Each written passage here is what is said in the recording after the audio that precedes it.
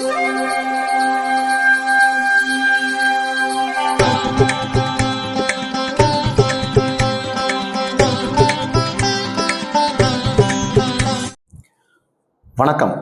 வசந்தகாலம் YouTube channel வாயிலாக ஜோதிடர் சண்முகப்பிரியன், சென்னை அடையாறிலிருந்து. இன்றைய தினம் நம்ம ஒரு விஷயத்தை பற்றி பேசலாம் அப்படின்னு என்னுடைய நண்பர் தான் இதை பற்றி ஒரு சின்ன அபிப்பிராயத்தை கொடுத்தாரு. இன்ஃபேக்ட் என்னுடைய நண்பர் உளவியல் ரீதியாக, மன ரீதியாக ரொம்ப பாதிக்கப்பட்டிருந்தார் நேற்றைய தினம்.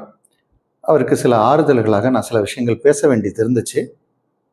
அதோடைய வெளிப்பாடு தான் இன்றைக்குடைய வீடியோ. அது என்ன அப்படின்னா, நேற்றைய முன்தினம் துறையை சார்ந்து 2 பேர்களுடைய மரணம். ஒன்று வில்வித்தை வீரர் மற்றும் கராத்தா நிபுணர் ஷியான் ஹுசேனி. இந்த ஷியான் ஹுசேனி அப்படிங்கிறவருக்கு ஒரு புற்றுநோய் ஏற்பட்டு அவர் 1 வாரம் காலமோ இல்லை 20 நாளோ ஹாஸ்பிட்டலில் இருந்து அவருடைய மரணத்தை அவருக்கே தெரியும். இன்னொரு 4 நாள் தான் இருக்க போகிறோம் அப்படின்னு, 1 வாரம் தான் இருக்க போகிறோம் அப்படின்னு அவர் நிறைய வீடியோலாம் வந்தது நீங்கள்லாம் பார்த்துருப்பீங்க. அவர் காலமானார். அன்று மதியத்திற்கு பிறகு இன்னொரு நியூஸ் வந்துச்சு. இயக்குனர் பாரதி ராஜாவுடைய மகன் மனோஜ் அவர்கள் காலமானார் அப்படின்னு.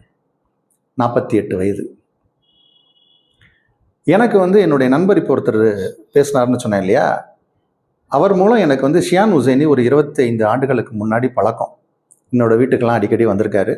இப்போ சமீப காலமாக ஒரு 15 ஆண்டு காலமாக எனக்கு அவர் கூட எந்த டச்சும் இல்லை. ஸோ அவர் இப்போ என்ன பண்ணிகிட்டு இருக்காருலாம் எனக்கு தெரியாது. ஆனால் இந்த நபர் இறந்து போனது என்னுடைய நண்பருக்கு பெரிய துயரத்தை ஏற்படுத்தியது. அவருக்கு தான் அவர் ரொம்ப பழக்கம். இன்ஃபேக்ட் நமக்கும் அது ஒரு சுகத்தை ஏற்படுத்தியது. இந்த மாதிரி எந்த குடும்பத்திற்கும் இந்த மாதிரி ஒரு நிகழ்வு வரக்கூடாது அப்படிங்கிறது தான் நம்ம இறைவன்கிட்ட வேண்டுறோம். மரணத்தை வென்றவர்கள் யாருமே இல்லை. மரணம் இல்லா பெருவாழ்வு அப்படின்னு கடவுள்கிட்ட நம்ம வேண்டிக்கிறோமே தவிர மரணத்தை வென்றவர் யாரும் இல்லை. ஆனால் நமக்குன்னு சில கடமைகள்லாம் இருக்குது. அந்த கடமையை நம்ம நிறைவேற்றணும். இந்த கடமையை நிறைவேற்றுறதுக்கு முன்னாடி நம்மளுடைய ஆயுள் முடிந்ததுன்னா அந்த குடும்பத்தாருக்கு அது பெரிய துயரம். குடும்பத்தில் இருக்கிறவங்களுக்கு அது பெரிய துயரம்.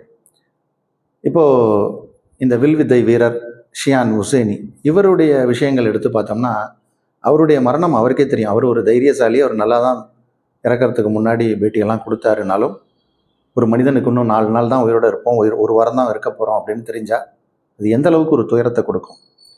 அப்போது இது போன்ற துயரம் யாருக்கும் வரவும் கூடாது. அதே மாதிரி இந்த மாதிரி ஒரு சம்பவம் நம்ம குடும்பத்திலையும் யாருக்கும் நிகரக்கூடாது. இன்றைக்கி அங்கங்கே இந்த மாதிரியான சம்பவங்கள் நடந்துக்கிட்டு தான் இருக்குது. நம்மளுடைய கடமைகள்னா நம்மளுடைய எல்லா விஷயங்களையும் ஃபில் பண்ணி ஒரு 80-90 வயசுக்கு அப்புறம் நம்மளுடைய பேரன் பேத்திகள் நல்லா இருக்கிறதெல்லாம் பார்த்து அதுக்கப்புறம் நமக்கு இந்த மாதிரியான ஒரு விஷயங்கள்லாம் நடந்ததுன்னா அது ஒரு நிறைவான வாழ்க்கையாக இருக்கும். இன்னைக்கு அந்த குடும்பம், அதாவது மகனுக்கு தந்தை கொல்லி வைக்கக்கூடிய ஒரு சூழ்நிலை, இது மாதிரிலாம் எந்த குடும்பத்துக்கும் வரக்கூடாது. அப்போ இந்த மாதிரியான சம்பவத்தை பார்த்து அவர் சைக்காலஜிக்கலாக ரொம்ப பயந்துட்டார். என்ன சார் இப்படியெல்லாம் நடக்குது, இதற்கு எதுவும் தீர்வு இல்லையா அப்படின்னார். நம்மளுடைய இந்து மதத்தில், சனாதன தர்மத்தில் இதற்காக கோயில்கள், வழிபாட்டு ஸ்தலங்கள், ஹோமங்கள், ஜபங்கள் நிறைய இருக்குது. மிருத்யுஞ்சய மந்திரம் அப்படிம்பாங்க, ஆயுஷ் ஹோமம் அப்படிம்பாங்க. அதனால தான் இந்த சஷ்டித்த பூர்த்தி, சதா அபிஷேகம், பீமரத சாந்திலெல்லாம், திருக்கடையூர், அது மாதிரி நிறையா இடங்கள் இருக்குது. அங்கெல்லாம் போய் வழிபாடு செய்ய முடியும். ஆனால் அவருக்கு நான் ஒரு சஜஷன் கொடுத்தேன். அவர் சென்னையில் இருக்கார் அப்படிங்கிறதுனால சென்னைக்கு அருகாமையில் ஒரு கோயில் இருக்குது. திருப்பதி போகிற ரூட்டு, அதாவது ரெட்டில்ஸ்லேருந்து பெரியபாளையம் தாண்டி ஊத்துக்கோட்டை அப்படின்னு சென்னை பார்டர், அது தமிழ்நாடு பார்டர். அதை தாண்டின உடனே சுருட்டப்பள்ளி அப்படின்னு ஒரு இடம் இருக்குது. அந்த கோயிலுக்கு அவரை போச்சோன்னேன். இன்றைக்கி போச்சோன்னேன். இன்றைக்கி நான் பேசிகிட்டு இருக்கிறது 27 மார்ச் மாதம், 27/3/2025, 27 மார்ச். இன்றைக்கி பிரதோஷம். இந்த பிரதோஷத்துக்கு அவருக்கு அந்த கோயிலுக்கு போயிட்டு வாங்க. மன ரீதியாக நீங்கள் தயாராகி வருவீங்க. நம்மளும் நம்மை சார்ந்தவர்களுக்கும் இந்த மாதிரியான ஒரு நிகழ்வு ஏற்படாது அப்படின்னா, அப்போ அவர் ஏன் அந்த கோயிலுக்கு போக சொல்கிறீங்க அப்படின்னு அவர் கேட்டிருந்தார். அதாவது இதுக்கு ஒரு புராண கதை ஒன்று உண்டு. பார்க்கடலை கடைந்து அமுதத்தை எடுத்தாங்க அப்படிங்கிறது தெரியும். அதாவது வாசுகிங்கிற பாம்பை கயிறாக போட்டு அதை திரித்து அங்கேருந்து பார்க்கடல்லேருந்து அமுது வெளியே வந்தது, தேவர்கள் அதை பருகினார்கள் அப்படிங்கிற கதை நமக்கு தெரியும், புராண கதை. அதே நேரத்தில் அந்த நிகழ்வில் அசுரர்கள் ஒரு பக்கமும் தேவர்கள் ஒரு பக்கமும் அதை வடமாக பிடித்து இழுத்தாங்கன்னு நமக்கு தெரியும். அதில் அந்த வாசுகிங்கிற பாம்பு தன்னுடைய அந்த வலி தாங்க முடியாமல் தன்னுடைய நஞ்சு அப்படிங்கிற ஒரு விஷத்தை வெளியே ஏற்றுச்சு. இந்த விஷம் வெளியே வந்தது அப்படிங்கிறது நமக்கு எல்லாருக்கும் ஒரு தெரிஞ்ச ஒரு ஸ்டோரி தான். ஒரு சனிக்கிழமை மாலை நேரத்தில் அந்தி சந்தி வேளையில் தான் இது நடந்தது அப்படிங்கிறது நமக்கு தெரியும். அதனால தான் பிரதோஷ நேரம் அப்படின்றத ஒரு 4:30-5 மணிக்கு சொல்லுவாங்க. இந்த பிரதோஷ வேளையில் சிவனுக்கும் நந்தியம் பெருமானுக்கும் அபிஷேக ஆராதனைகள் எல்லா சிவ ஆலயங்களிலும் நடைபெறும். அதை நினைவு கூறி பொதுவாகவே நித்திய பிரதோஷம்னே உண்டு. இந்த 4:30-5 மணிக்கு தான் நமக்கு ஒரு சின்ன ஒரு மயக்கம் ஏற்படும். அப்போ தான் ஒரு காஃபியோ இல்லை டீயோ குடிக்கலாமா அப்படிங்கிற மாதிரியான ஒரு எண்ணம் ஏற்படும். இது என்ன அப்படின்னு பார்த்தா, இந்த விஷத்தை அது வெளியேற்றுது. அந்த நேரத்தில் இந்த உலகமே தேவர்கள் முக்கோடி தேவர்களும் இருக்கக்கூடிய அந்த இடமும் அப்படியே இருட்டாகுது. ஒருத்தர் இடிச்சுக்கிறாங்க. எங்கே போகிறோம் எங்கே வர்றோன்னு தெரியல. இப்படி ஒருத்தர் போகிறாரு, இப்படி ஒருத்தர் வர்றாரு. அப்போது அந்த நிகழ்வை தான் இந்த பிரதோஷ வேளையில் நீங்கள் பார்த்தீங்கன்னா, இந்த கோமுகம்னு அந்த தீர்த்தம் விழுற இடம், அபிஷேகம் பண்ண தீர்த்தம் விழுற அளவுக்கு போயிட்டு திருப்பி இப்படி திருப்பி நந்திக்கிட்ட வரைக்கும் வருவாங்க. அது ஒரு பிரதட்சணம் அப்படிம்பாங்க. அதைத்தான் நினைவு கூர்வி அதை செய்கிறது. ஸோ அந்த 4:30-5 மணி நேரத்தில் தான் இந்த நிகழ்வு நடந்தது.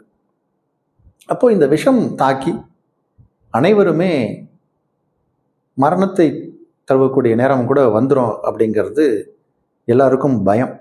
அப்போ அமிர்தத்தை சாப்பிட்டு ஒரு பெருவாழ்வு வாழ்கிறது முக்கியமாக, அதுக்கு முன்னாடி விஷம் வெளியே வந்துருச்சு அப்படிங்கிற நேரத்தில் தான் சிவபெருமான் அதை திரட்டி அதை உருண்டையாக்கி ஒரு அத்திப்பழம் சைஸுக்கு கொண்டு வந்து அதை அவர் எடுத்து சாப்பிட்றார்.